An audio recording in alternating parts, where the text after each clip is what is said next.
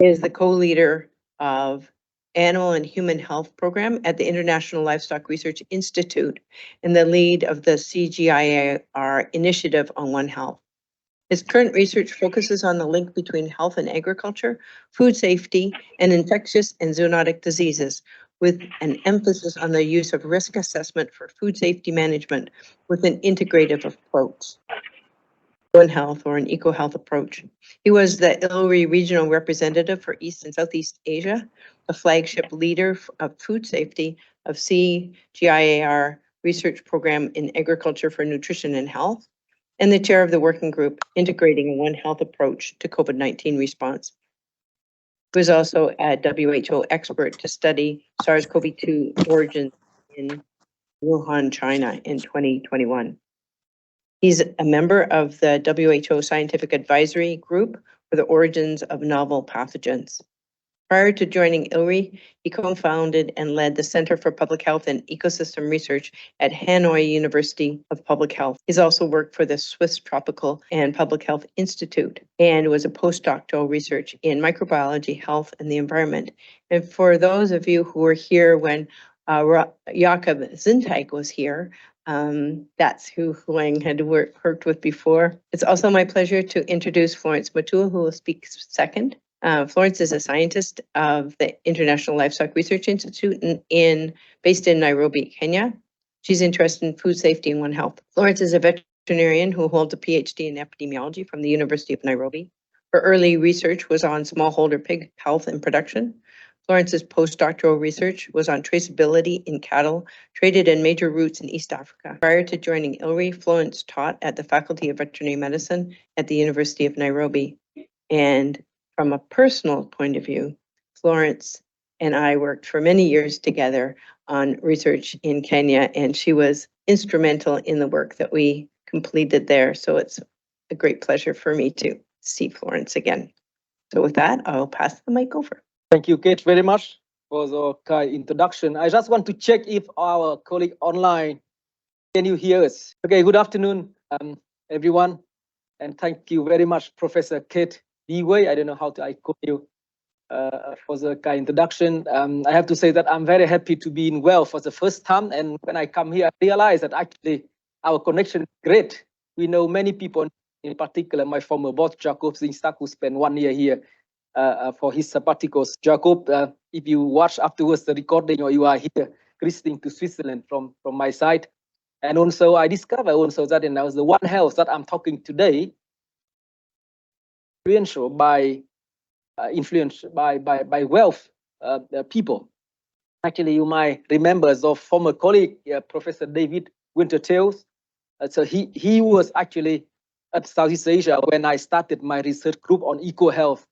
And it shows also how grateful I am to Canada, because when I started my research program, when I came back from Europe, IDRC helped me a lot, of some grants for Southeast Asia together with SDC from Switzerland and afterwards ILRI.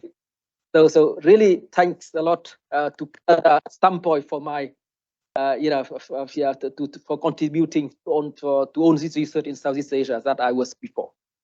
So thanks for the attendance today. To give an overview about the work on One Health we have been doing at ILRI, and my colleague Florence will take over to show more examples on some specific projects that we have been doing in Asia and in Africa. I don't know if you are familiar with ILRI and the CGIAR system that we are working for, but just a few words on that. The CGIAR is the international consortium for agriculture research for developing countries. So we work in the past, we worked very much on food security for low and middle income countries. And recently we talked a lot about food system transformation. So our mission is really to work to transform the food systems in low, taking care also of the water and the land system in the climate change crisis context. And we are active in about 70 countries in Global South with 15 centers. And now we are transforming into one CGIAR with 12 centers. So you can see different countries highlighted in color. Here, this country, we have the headquarters of different centers. We are working on livestock. ILRI is in Nairobi and Kenya and Addis Ababa, but we have also office in different countries. But you have also, center working on water, on fish, on potato, and on wheat, and so on. So we are a large organization working on different things. Are going through a reform of CGIAR. So we call one CGIAR. And see here, actually, we are implementing project with the impact area. You can see here nutrition and health, poverty reduction, also gender equity, biodiversity, and so on, very much aligned with the SDG, Sustainable Development Goal of the United Nations. So this is our mission at the moment. We have some discussion with Kate before and Catherine, and we want to highlight some of the One Health work we have been doing. And I'm aware to talking with the audience who understand One Health very well. Before this talk, we had a very nice discussion with Brian, Lawrence, Kate, Catherine, people who developed the One Health Institute here, but also in particular the Bachelor of One Health that I just learned a few hours ago. So, well, you are the pioneer of forming One Health people, and this one preparing the next generation of One Health people, and also showing some challenges that we are facing in terms of work that we are doing in different countries. We touch this more a bit, various global challenges of health, environment, and so on. Among many things, I just want to highlight three key things here. The first one you can see on the top left of this slide is about the increase of frequencies of emergence of infectious diseases, in particular zoonotic diseases, including COVID-19. The pandemics we are facing for the last 3 years is a zoonotic disease. You can ask me, it's not very clear how the disease emerges, etc. It's very political discussion. I was in Wuhan, like you said, to attend these things, but now the agreement and the evidence shows that this is zoonotic diseases. People still talked about the laplic and so on, but we don't have a very weak evidence on that. So zoonotic disease is a very important issue for global health. It's about antimicrobial resistance, killing a lot of people, both from public health side, but also the animal health. The overuse of antibiotics or antimicrobial human and animal health lead to the emergence of the resistance, killing a lot of people at the moment. And last areas that we care is about food safety or foodborne diseases. Recent data from WHO showing that the global burden of foodborne diseases is equivalent to the big three infectious diseases, namely malaria, TB, HIV/AIDS. But the investment to solve this problem is not proportionally invested compared to these diseases are causing. So zoonotic diseases, AMR, and foodborne diseases are global issue. It's a very complex health issue. And solving this complex health issue, we can single discipline or traditional approach. We need more integrated approach. And actually, One Health is among these candidate approach to address this. I just put this slide because we are from Livestock Research Institute, and we demand in animal source food like milk, meat, and egg, increasing in developing world. UI here in Canada and global north and Europe, the demand in protein become quite stable at the moment. So in the next decade, the demand of animal source food in developing country increase 100 or 200% depending on the value chain, depending on the area. You can see here big demand in South Asia for poultry, for example, or South Asia, or Southeast Asia on pork and so on. So all these things linked to the zoonotic disease, AMR, and food safety also we talked about. So the institution we are working for ILRI based in Kenya and Ethiopia, but we have also office in other 14 countries. So we try to manage and eliminate the livestock, zoonotic, and foodborne diseases that matter to people, but in particular people from developing countries, by doing research to generate evidence, knowledge, but also coming up with the innovation and solution to solve the problem we are talking about. we are structured under these 5 research teams. You can see here emerging infectious diseases, zoonosis, food safety, AMR. The first 3 boxes are basically under the core business of One Health we are doing. But we have also group working on vaccines and diagnostic and herd health, basically bringing the innovation into the farm level in terms of vet services provision and so on. So this is our structure of the program of about 200 people, 100 graduate students and 100 staff around this group. And here you can see different countries where we are operating in terms of project, and we have also staff based in this country. And obviously Canada is not highlighted because our focus is really in the global south of our animal and human health programs that I'm co-leading. So when we talk now about One Health, of course, we don't take a lot of time for this particular audience from University of Guelph, but I just want to say that the fact that what side, including WHO, FAO, UNEP is the UN Environmental Program, and WA, formerly OHI, they put together this structure and they convene a high-level panel of One Health expert, OLEP. So I think that, I don't know, Dominique Chagon, former IDRC vice president, is here or not, but she actually, someone from Canada, to be part of this OLEP group. And what I like from this group is, in fact, when they talked about One Health, they are not only having vet or medical people. They have also social scientists and people working in environmental science and so on to come revive proposition that we talked about the interdependence of the health of people, animal, and the environment. We are not talking about 3 healths. We talked about One Health, so this that need to be combined. And also that recognize also that independence, but also to practice or to make the One Health work. That is also the effort of different people, different disciplines, different sectors of society to work together to address of people, animal, and environment. And actually, Quadripartite also developed the One Health Joint Plan of Action. Here it's a bit small to see on the slide, but if you look at the different action tracks of this joy plan of action, you can see zoonosis, food safety, AMR are among the key actions that we want to do, in addition to capacity building and so on. So that is very important to work on that. And we at ILRI, as an institute working on animal health and animal science, we also position ourselves. Does this mean One Health? Can we do everything, or we need to focus on certainty of One Health? And obviously, we cannot be in everywhere.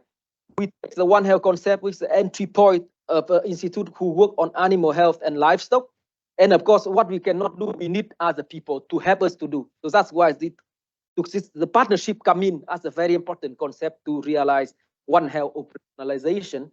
And we focus on epidemics and pandemics, foodborne diseases, antimicrobial resistance, but also endemic zoonosis. The endemic zoonosis, or sometimes we call, neglected tropical diseases. This not that doesn't attract a lot of attention from industry, because the target is neglected, who often don't have means to pay the product of industries. That's why the whole discussion and the solution are very much neglected. So we got neglected disease, neglected people that we need to pay attention from the public, like wealth or ILRI, because that is the important portion of our society we have to work. A portfolio of One Health projects, and now here you can see a list of projects on zoonosis, AMR, food safety, and so on. We have now the new portfolio of 32 initiatives, and One Health initiative is one among these 33. Research Institute on food policy, but we also have several bilateral funded projects. You can see here the One Health Center in Africa, ORECA, or capacitating One Health for Eastern and Southern Africa, and some other projects. So I think that Florence will give some information, particularly on Cohesa, that she's heavily involved in this project. So we have several projects, even within one institution, so we need to coordinate impact that we promised. For example, here, we launched the One Health Center for Africa in 2020. In the middle of the center is funded by BMZ, so by Germany. And in this project concept, I think that it looks similar. So of course, the focus here is in Africa. So we have several work packages. For example, you see the work package one is about research about the evidence about the impact of diseases. Coming up, followed by the work package 2, where you develop intervention and innovation to address this issue. So the important is really to bring the tool into the ground to actually do intervention to solve the problem on the ground, but also a lot of activities to translate research policy into the practice and also the building.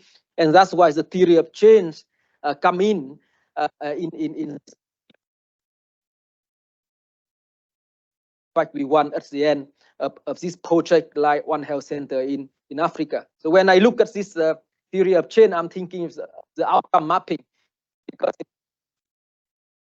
people think about, if I could say that link to the One Health concept, of course, the eco-health ecosystem approach to health is also from Canada, and the outcome mapping, looking at the impact of different projects, is also developed by IDRC and colleagues from there. And we also very active in addressing certain capacity building program. Here I highlight, for example, we work with different national One Health platform in different countries, for example, because that is actually the body where people convene several ministries linked to One Health, namely health, agriculture, environment in particular, to work together to implement the One Health strategy in the country. So we work with the ministry level at the high level, but in the same time, we bring the One Health concept in ground, because the One Health problem come very much at that level, and we need to strengthen also the capacity of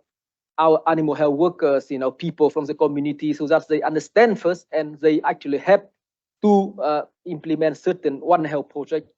So I think that, in Kenya and in Vietnam, we try to help the local authorities.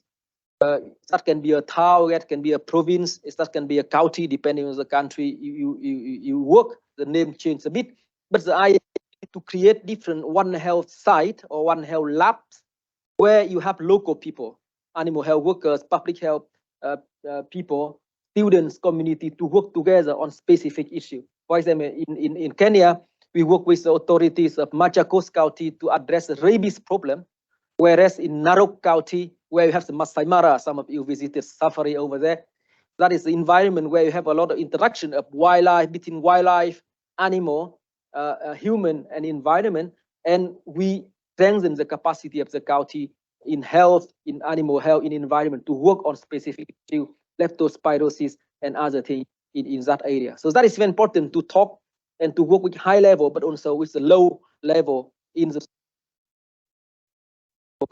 They are active in Ethiopia, Kenya, Tanzania, Uganda, very much in East Africa, but also we work on with Mali, Senegal, Burkina Faso, and Cote d'Ivoire in West Africa from different projects.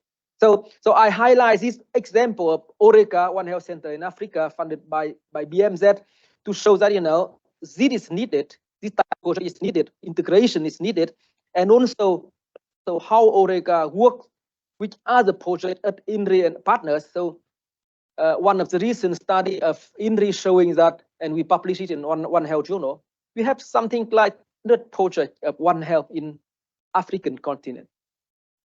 You see, so 200 projects, of course, most of them are from the global north, but it shows on that the risk of duplicating this job is very high. So the coordination has to be done at different levels, even within institution. You need to understand who's doing what to avoid the duplication. So it can be applied for the province, for the country, or for the region. So coordination and part important.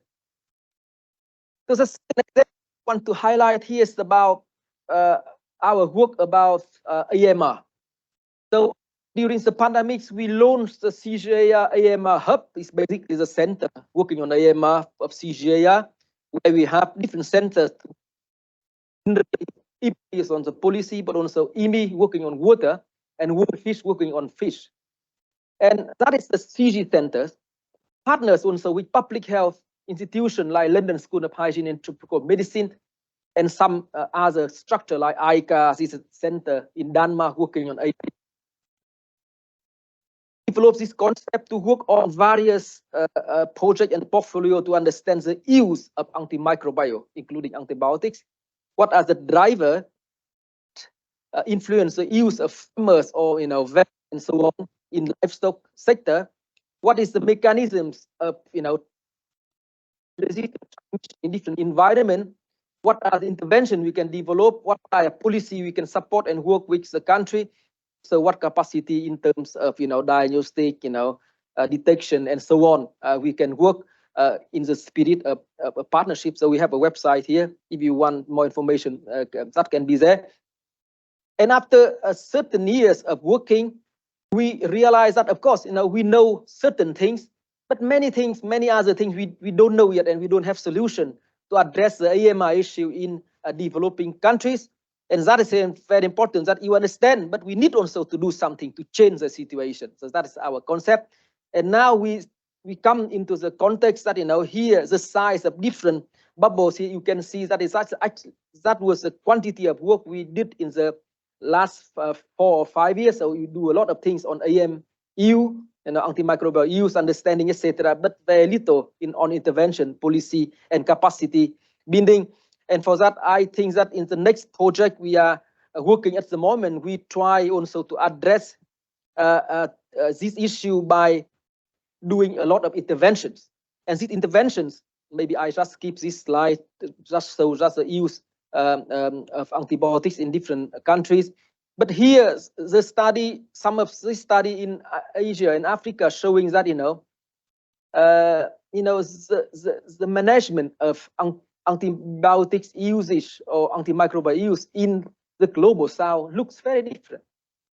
Here, for example, to use antibiotics, you need to see a vet, medical doctor, get a prescription depending on the health status, and you can which that you can buy the antibiotics in the shop, for example. Whereas it's not the case in Vietnam or in Kenya and many other countries in global south we are working. So for example, and some of the farmers they don't trust vet, they just buy themselves antibiotics to treat their animals when they are sick as their understanding. So this is very challenging in this kind of system to really manage the use of antibiotics. So we need to think about how to manage these challenges in developing countries. And I think that we have the opportunity to address this, because when you look at this successful case of AMI and AMU in high-income countries, of course, Canada is part of that.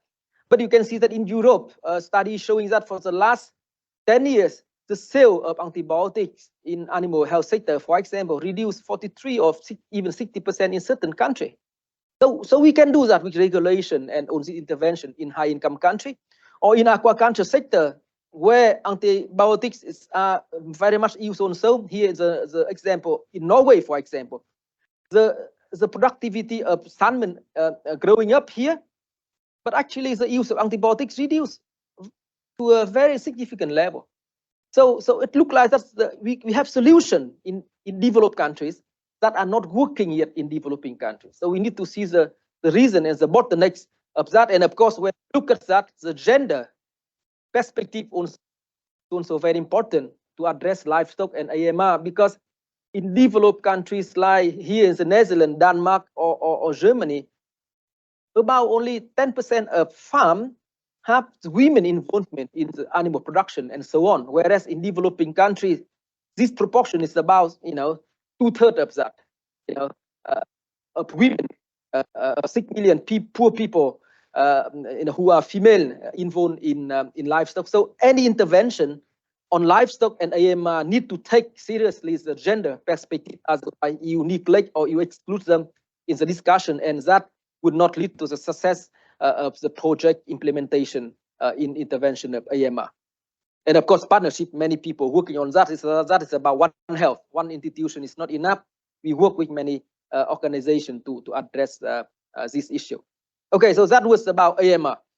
Maybe the last area I want to share some information is about foodborne diseases, because I know that is also of interest of many people in Guelph. I remember then you have food safety project in Buzia. You just talked about the slaughterhouse in Nepal implemented by those people. But the discussion about food safety recently changed a lot because of some evidence is showing that the big burden of foodborne diseases in developing countries, like I mentioned before. But economically, it caused a lot of loss at global level, something like 115 billion US dollar loss by foodborne diseases, and most of this loss are from developing countries. So we need to do something to respond to this extent of importance of food safety in developing countries. Unfortunately, it's not easy to do food safety in developing countries and traditional market. I show here an example of the pork value chain and informal market in Vietnam. For example, most of our pigs are produced by the small holders, like you can see here on the left-hand side. And once it goes to slaughterhouse, it's not the hanging slaughterhouse system you are having here. Most of the pig are slaughtered on the ground. So, it creates a lot of cross-contamination and hygiene and all these things. And when people bring it to the market, the open market or traditional market, you can see here the motorcycle are useful to as a tool to transport, and also in the market and so on. So it is very challenging to work on food safety because of the poor infrastructure, low awareness, but also low investment in this context. So a lot of contamination, it affects health people. So in this context, what we did is, in fact, we developed a kind of, an approach to address food safety in developing countries. And I think that, our colleague Delia Grace, who initiated this research program maybe 15 years ago in CG, and she got a prize from Guelph University last year, I think. We try to promote applications, the risk-based approach in the context of developing countries. So we need to understand what is the risk by doing risk assessment, but also communicate it and manage it with a simple solution. Here, for example, if you look at the burden of disease of salmonellosis in Vietnam, we did risk assessment showing that something like 17% of people might get sick by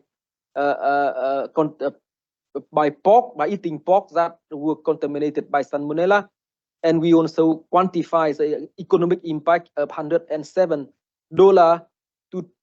as a cost of hospitalization per case of foodborne diseases. And with the population of 100 million people, you can estimate how much money we lose per year at the country level. It's very close to 1% of GDP of the country. So this very substantial amount that we need to come up with the solution.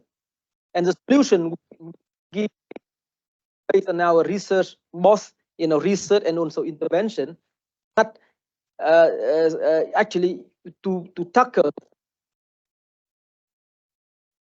market, you need kind of the three-leg stool to maintain it stably. You need to train people. You need to provide a simple, low-cost kind of technology that can be materials to address this type of thing. You need a very good enabling environment, engaging policy makers at different levels, national, provincial, or even village. But also, you need to come up with a system that incentive. This basically is a theory, but and important when we talked about food safety intervention. And for example, in Vietnam, coming back to the example I showed you some minutes ago about the slaughterhouse, instead of doing on the ground, the research shows that many developed expensive the hanging slaughtering system people use because it's not in the okay, it's not they are not used to use this thing, even they are trained for that. For people, a slaughterhouse worker here in the case of Vietnam, how to address this? So they still like to do it on the ground, but we propose and they increase that we increase the metal grid to not very high from the floor, only 20 centimeters from the floor, the purpose is really to separate the carcass and the floor, and with that, people still doing their regular activities, but this contributes a lot to the reduction of microbial contamination at slaughterhouse level. So this shows that, you know, if you want to do something that is accepted by these people, you need to discuss with them, understand what they want, and coming up with solutions that they want and they accept to use it. So that is the key message, both for the slaughterhouse worker, but also for the vendor in the market. We also propose this kind of simple intervention with the vendors. And actually, for some of the studies showing that in Cambodia and Vietnam, we could bring the level of contamination of Salmonella from about 50% to 30% or 25% by introducing simple, low cost and accepted by the vendor, something like $30 invested per shop in Cambodia or Vietnam. So it seems to be reasonable price for this context, but it can help to improve food safety in these countries. And finally, the enabling environment is also important, and that's why we work with the ministries. We develop different kind of working groups, task force, bringing different ministries to work together and promote this kind of intervention. If the government accept it or the local authority accept it, they can scale it up to achieve better impact of this type of intervention. So we publish, we documented some of these examples, and we publish, give you one more examples. So to wrap up, I would like to say that, of course, One Health is important in the current context of the pandemic, but make it work at the country level or at the local level have seen a lot of challenges. So every 2 years, we often go to the UN Congress on Health, you know, we have conferences, etc. That is good because it raises the awareness of everyone. But at the end of the day, you need more activities done on the ground. And here's a few challenges we identify from our work. I think that policy. The policy at the high level need to recognize One Health. So it looks like that is quite positive at the moment. Many countries have the national One Health platforms, they have the national One Health strategy, etc. The second, leadership and integration of roles of different people in One Health. And I like the concept of 12 people to develop bachelor of One Health. Actually, One Health kind of combined approach. You need vet, you have medical doctor, you need environment, etc. So we need to be good in the disciplines that we are doing. But we also need people who could integrate all this knowledge together. And that comes to the profile of the people. And I think that, you know, people you are training should be the people who not leading other people, but bring different people to work together to solve the problem from a One Health perspective. Yesterday, I had some discussion with people from McMaster University. They work on indigenous people in North Canada, and we realized that, you know, a lot of similarity in challenges working here with local people, and we are working in Vietnam and Kenya. We also having similar challenges. And the transdisciplinarity concept, that is one of the pillars. I see Dominique is in the audience. She described it very nicely in her Eco Health book. The combination of knowledge of us as researchers need to go along with the integration of the knowledge of local people. And once you combine different type of knowledge, when we consider to solve a specific problem, that will be much more important. That, you know, you use an approach, bottom-up approach, or, you know, bottom-up approach, or you impose people to use One Health is so very important. That you know, on the point too. The third challenge is about, you know, the sharing the credits among One Health group. You see, I know that, you know, vet people, they are very active, and sometimes they are, you know, activists in One Health. I like it very much, but you have also other members to do One Health. So that credit and the appreciation need to be shared, so that, you know, this incentivize the participation of different people. Resources is also needed. People, money, projects. I have to say that, you know, we from the Global South are very much thankful to the Global North, because most of the project, I cited 200 projects of One Health in Africa. I believe that most of that are funded from country. That is important because most of the disease coming from there. If you don't prevent, it go to to many part of the world. But I would argue that it's not enough.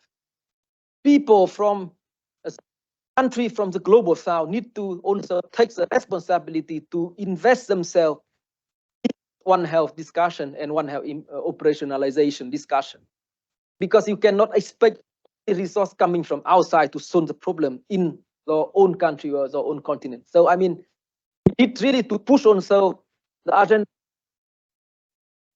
is about the awareness and the priority people have.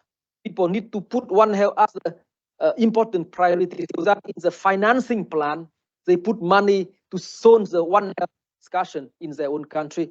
And finally, the capacity building at different levels. Not only the bachelor degree here, but you have also the community people, but you have also politicians that we need to do some education in terms of One Health. It's not because they are not good. It's not this because it's not their area of training or background. So we need to do more communication and educate people to see the importance of the One Health. So that is about my talk. I hope that I give you an overview about the work we are doing on One Health, and some way forward and the challenge we are considering. And I think that I would like to congratulate the University of Wales for being the leader in the global One Health discussion. It is true when we look at our capacity and the program you develop here. And with that, I thank you for the attention, and I would like to invite now my colleague Florence to come over to deliver her talk. And I suppose that we have some time for discussion afterwards. Right? Thank you very much. So thank you so much for this opportunity. As Kate said, it's so nice to be back here in Guelph after many years. Nice to see everyone. I see my professor behind there. Hi, David. I didn't get to see you on the corridors, but you get the best because I greet you from the stage. So I will be brief so that we can have some time for discussion. I'll talk about one of the One Health projects that ILRI is leading. And this is a project we call COHESA, that is Capacitating One Health in Eastern and Southern Africa. This is a project that is led by, implemented by a consortium with ILRI as a lead. We also have CIRAD, the French Agricultural Research Center for International Development, and ISA, which is the development, the international service for the acquisition of agri-biotech applications. It's a 4-year project. We started last year. 11 countries are involved.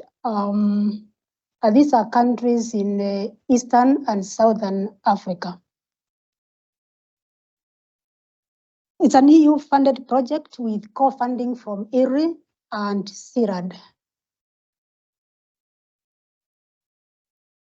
We have a number of objectives. I will not go through all of them because of time, but I will focus on the third objective, which aims at education and research institutes equipped to train the next generation workforce in tackling One Health issues, which I think is very relevant for the university here in Guelph and other universities and capacity building institutions.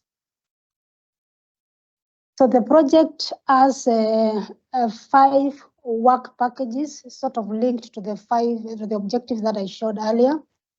Again, I'm involved a lot on the work package 3, which is building the future One Health workforce. The 11 countries that I did mention we group them in 3 categories, depending on how much the depth we go in these countries. There are those countries where we do a lot or we plan to do a lot, and these countries are the ones that we call deep dive countries. There are other countries that we could go deep or we just go lightly. But I think from the experience the last couple of months, you'll find that the countries that we classified as the light countries have actually so much energy and momentum to want to do more. So sometimes we try to balance and if they can show us that they can implement, then at the level of the project, we can see how much more, how much we can relax our internal rules to support what they are interested in. So it's something that we've learned for the last couple of months as part of the project. So the building the future One Health workforce, of course, we know that One Health approach is best suited to tackling problems at human, animal, and ecosystem interface. And therefore, we need to invest in the training of One Health professionals and even those that have some One Health competencies. So this work package aims to build the capacity of educational institutes to educate, to train and empower the next generation workforce to be able to deliver One Health solutions. And these are solutions that are informed by what evidence is there in terms of the gaps for One Health. So we sort of work on three key areas. We try to intervene or to influence three key areas. One is on the long-term courses. These are courses that One Health courses that are offered at the undergraduate and postgraduate levels. The short-term courses, these are courses that we think, One Health courses that we think could be implemented in primary or even secondary schools, but also universities, maybe staff that might need to be sensitized more about One Health so that they can understand. And also even professionals out there. There are those that we might think they understand what One Health is, but without working with them or just exposing them to more on what One Health is, they might think One Health is just like what they have done before. So it's good to capacity build them through these short courses.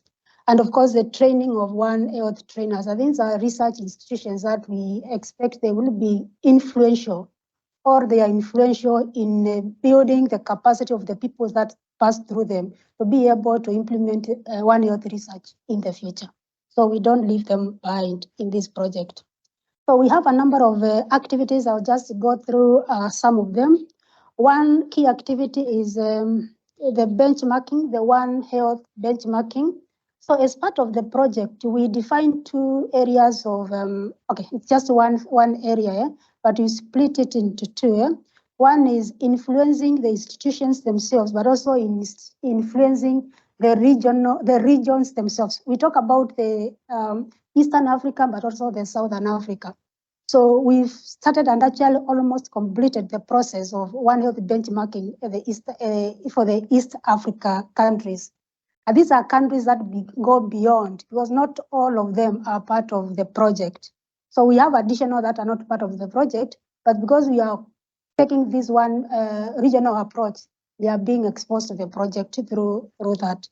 So just briefly on what we've done on the benchmarking for the EAC, the East African Community Region, we constituted a technical working group.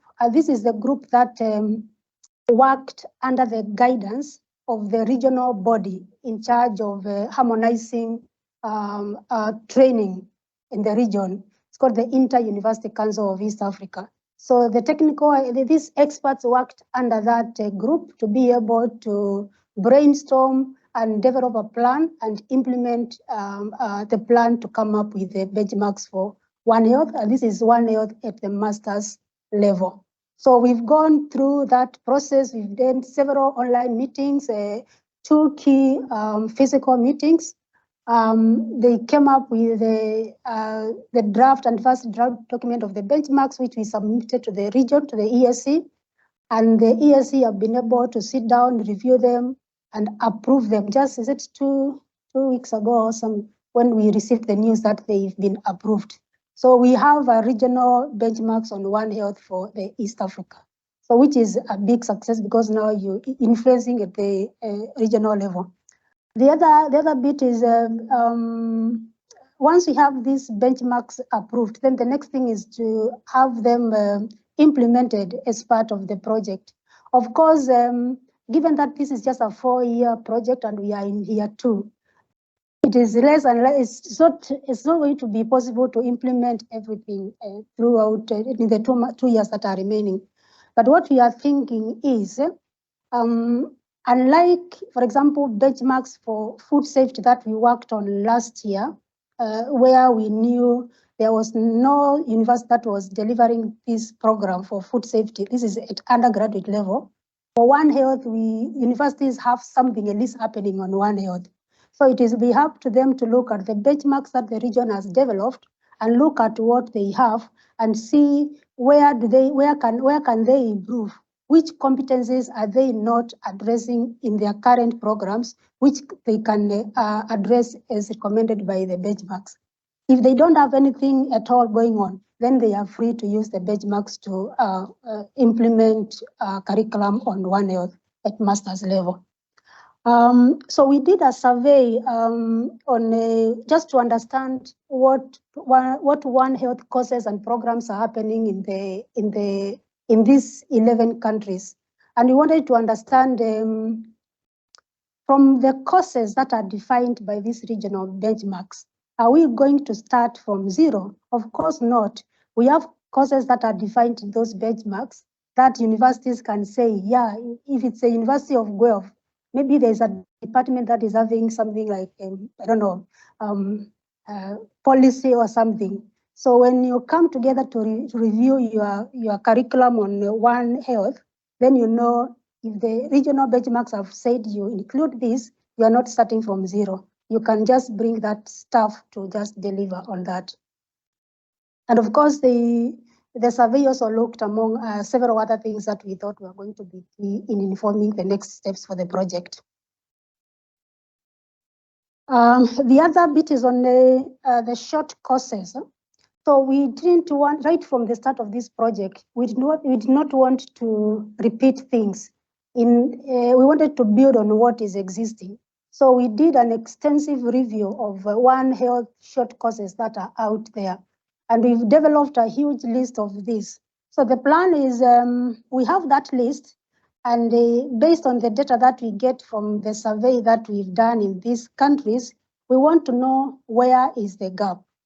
And the gap that is there, can it be addressed by what is existing? These short courses that we've defined, so that when we now sit down as a project to say, let's develop a short course on this, we are clear that is a gap that is there and we are not duplicating, and therefore we are making the best use of the available resources.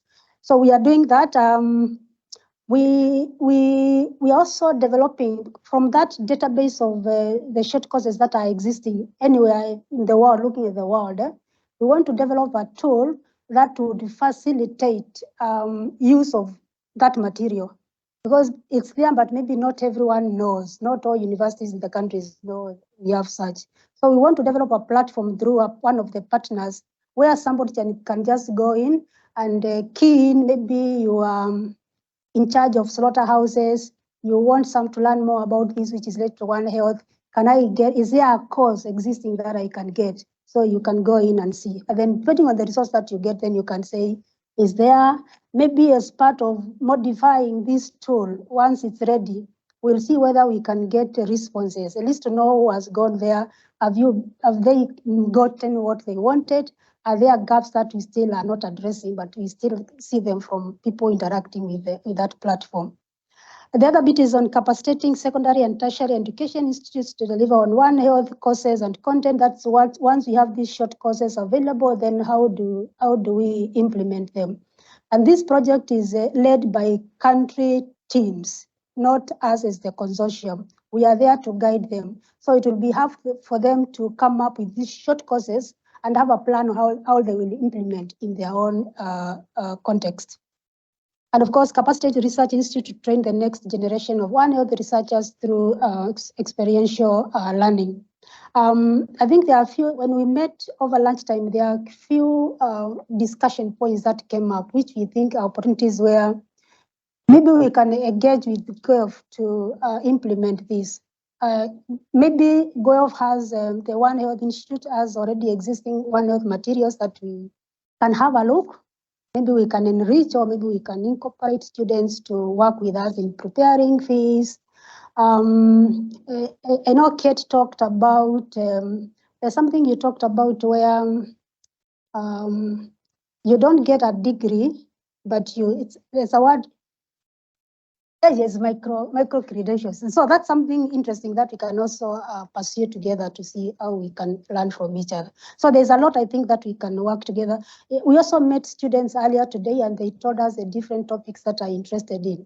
So in terms of capacitating the research institutes to do research better, One Health research better, maybe some of the suggestions that come from the countries will be similar to what the students are doing here. So there is an opportunity to cross-learn from each other. I will not go through this. Benchmarking is just, I think I've talked it when I talked about it earlier. The short courses, I've talked about it. So future opportunities, of course, we are hoping to deliver for this project in the next 2 years also, as per the work plans. We'd like to implement a study to understand the capacity of universities to utilize the benchmarks, because we don't want to develop benchmarks like books that will just be there. Okay? We want to find a way that once these ones are already there, that they can be used, not only in the framework of the project, because the project is limited, but even beyond. So what do we do? How do we do this? Again, it's going back to the universities and seeing, do they have the resources to implement the different courses that have been defined by these benchmarks? The other thing that I think would be interesting is, because we talk about, there are those competencies that are defined in these benchmarks. It would be good to see the competencies that the One Health Institute here in Guelph are thinking about. So just to see whether there is anything that we can borrow. Although we have these regional benchmarks for ESC, we are not telling the universities that that is the only one that you can implement. Of course, there are rooms to learn more. And it's benchmarks are like guides. If they can guide you even 80%, that's okay. You have a 20% to bring in additional. So there is that flexibility. So knowing the competencies that you are focusing at the One Health Institute here would be important for us to cross-learn. Then I think we were talking with Hong sometimes back in one of the benchmarking meetings, and we are saying it would be good in the future, maybe if we can just identify 2 countries that where we can just pilot this, because if it will be just a way of ensuring that these benchmarks get utilized in the countries. But of course, there is the resource bit of it that maybe we need to look for resources to be able to pilot this, and partner with, for example, the ESC regional body to be able to use their facilities, because they have a very nice network to bring the countries together. And I think they have a program where they call it staff and staff mobility. So staff from Kenya can maybe go and teach in another country, depending on where maybe the pilot university is based. And then, of course, scale out One Health materials to non-project countries in the future. Not just us, maybe us and partners, but not just the current partners, but even the partners that we bring on board, even as part of this dissemination meeting.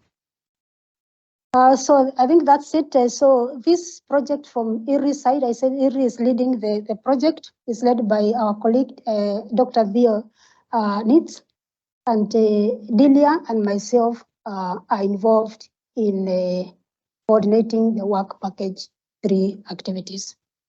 So we'll be happy to